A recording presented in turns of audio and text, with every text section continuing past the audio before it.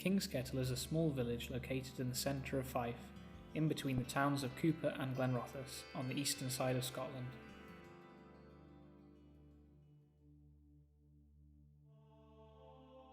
It has a very rural situation and supports many farms. Around 1,000 people live in Kingskettle and adjoin Kettle Bridge. It is not on a major road and so does not experience much through traffic.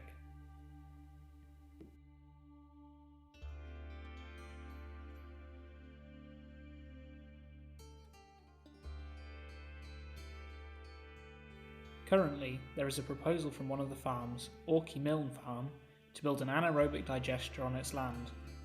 The proposed development will be just under 2 hectares in size and will be situated to the northwest of the village of Kingskettle.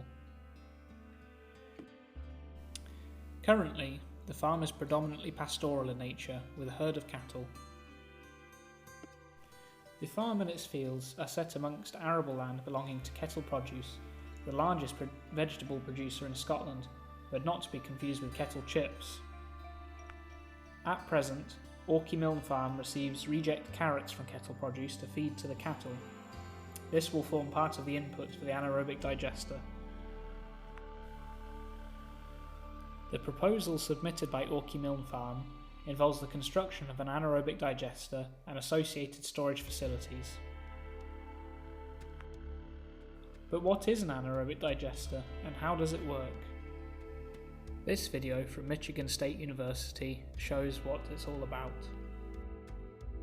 The anaerobic digester takes biosolids, nutrient-rich material, in the case of the Orkey Milne proposal, carrots, silage, hot ale syrup, which is a waste product from distilleries, heats it up to 160 degrees Fahrenheit or 70 degrees centigrade to eliminate potential pathogens.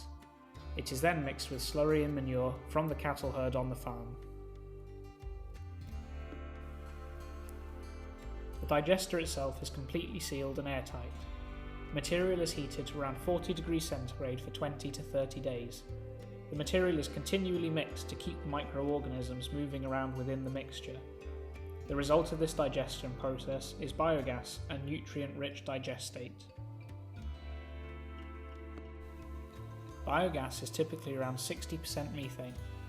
Once filtered, this can be used to generate electricity. Electricity produced by a plant this size will be enough to power around 730 homes, or about 2.5 villages the size of Kingskettle. There are, however, negotiations in place with the much larger Kettle Produce to sell the energy to them.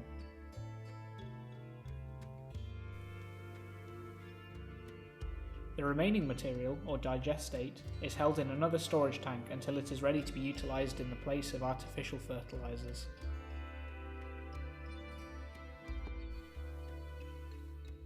But what is the current state of the proposed development? Well, the proposal was submitted for an environmental impact screening decision. This means that the local authority, Fife Council in this case, are asked to make a decision on whether an environmental impact assessment is required or not. This is necessary because the development is classified as a Schedule 2 development under the Town and Country Planning Environmental Impact Assessment Scotland Regulations 2011. It is an industrial installation for the production of electricity that exceeds 0.5 hectares in size. Fife Council duly responded with a screening decision, determining that the development proposal was not subject to an environmental impact assessment. This is not the same as being granted planning permission, however. The proposer must now submit a full planning application. That said, the project proposal has certainly not been plain sailing as far as public opinion is concerned. Quotes from local news articles published on the proposal include "U-turn urged on unjust biogas plant decision" and "villagers are up in arms." Residents are angry at the decision not to require an environmental impact assessment, among fears over smell and pollution incidents. A concerned resident, Flora Louden, discusses some of her worries. And what concerns you about the digestion plant? I'm worried about the volume of traffic. There'll be a lot of tractors and large vehicles coming up and down. which will be noisy, and I'm worried about the tractors dropping things, which could be smelly. And also I'm worried about the smell.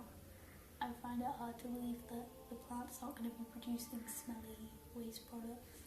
I'm worried about the condition of the track that the traffic will be using. It's already in quite bad condition, it's only going to get worse and more muddy, and I walk my dog there every day. But I've heard that the Park and Countryside officer has raised this issue, so hopefully it won't be too much of a problem. The local council maintains, however, that although an environmental impact assessment is not required, potential impacts of the proposal are still being considered. Since the screening decision does not equate to planning permission, the council are free to request any additional information they deem necessary as part of the planning application process. The owners of Orkey Milne Farm are yet to submit planning permission, so it remains to be seen what the result is going to be.